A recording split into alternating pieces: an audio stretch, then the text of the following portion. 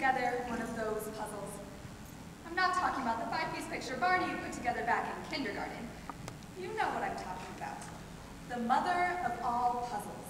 The big 000 1,000-piece puzzle that takes days upon days to finally finish. And then you get down to the very last piece. Your moment of glory.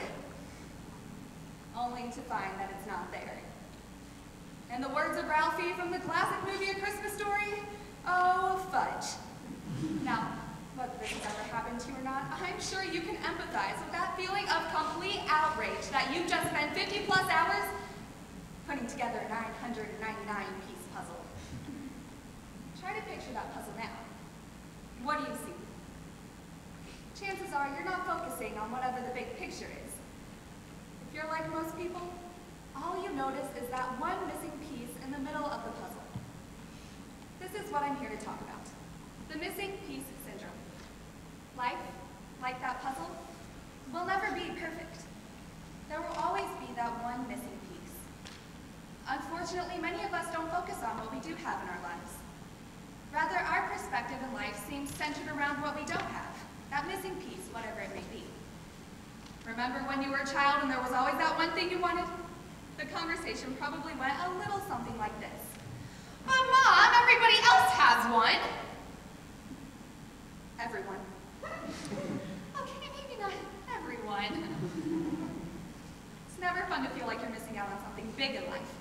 And if you're suffering from missing piece syndrome, my guess is that's all you can think about.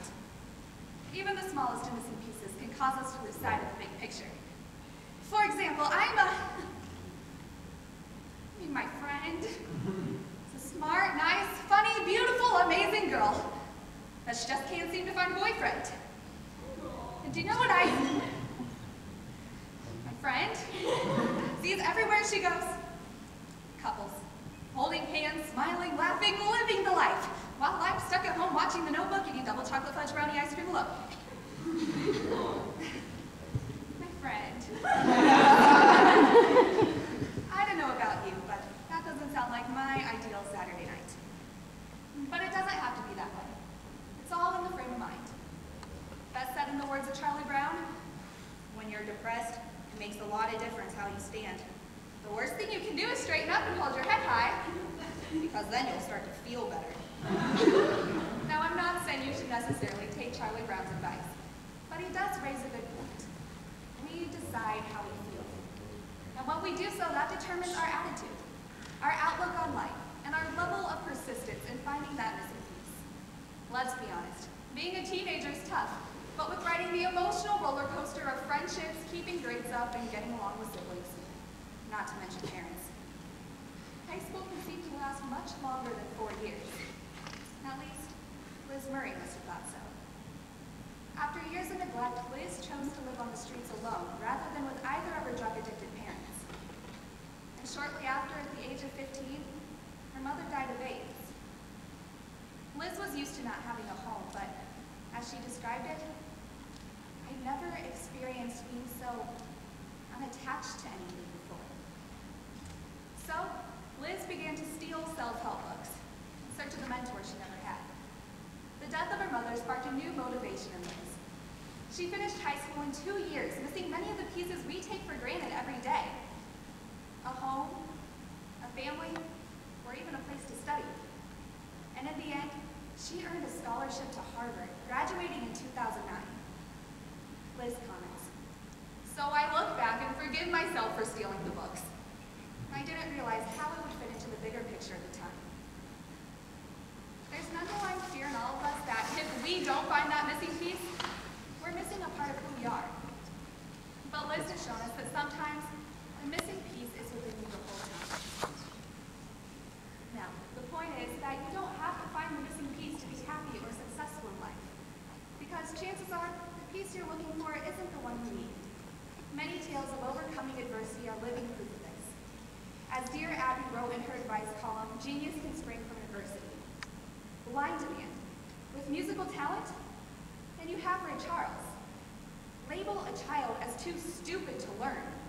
You have Thomas Edison. Make a man a hopeless alcoholic, and you have Bill Wilson, founder of Alcoholics Anonymous. makes my friend, a real friend, Alex's issue seem petty. He has thoughtfully shared with me his horror stories of family get-togethers and how at the annual reunion with that side of the family, great Aunt Karen pinches his cheeks and calls him out. He admits it's annoying because you'd think after 16 years, she'd remember his name. But he just smiles no matter how agitated he feels. In the end, he does appreciate his family and the many quirks they have. Something about smiling fools even yourself into feeling better. If you want to stay depressed, keep on looking at that missing piece. But if you want to truly be happy, take a look at what you already have. The big picture. One person who's done just this is Nick Uchisik. Nick certainly has missing pieces in his life, as he was born without arms or legs. Imagine not being able to hug or embrace someone else, or not having the ability to dance or even stand. Yet even Nick is able to see the big picture of his life instead of concentrating on those missing pieces. Nick is now an inspirational speaker, motivating people from all walks of life and touching lives all over the world. Nick says, "I may not have hands to hold my wife's hand, but I don't need hands to hold her heart." Rather than focusing on what he cannot do, Nick looks beyond what he's missing. He continues to live a fulfilling life. The missing pieces don't determine how happy you will be. In the words of Abraham Lincoln, we are as happy as we decide to be. Now that's what we should put on a penny. In a society driven by our wants, it's only natural to want what we don't have. But when we can't get what we want, we have to be careful that we don't become victims of the missing piece syndrome. The message is simple. Don't let what you don't have affect your appreciation for the good things you already do have in life. Mother Teresa of Calcutta is widely known for working fervently for the poor and downtrodden all over the world, giving many their missing pieces, even as she continued to search for her own. One such man lived alone in one little room. His only valuable possession was an envelope holding a picture of his father. Among his other possessions was a lamp, which he never lit because there was no one in his life to light up for. Mother Teresa arranged for 2 of her sisters in charity to check in on the man daily, which they did. And after 2 years, the man sent her a message. "Tell Mother, the light she lit in my life is still burning." Despite feeling as if there was a hole in her life, Mother Teresa still devoted her life to helping others.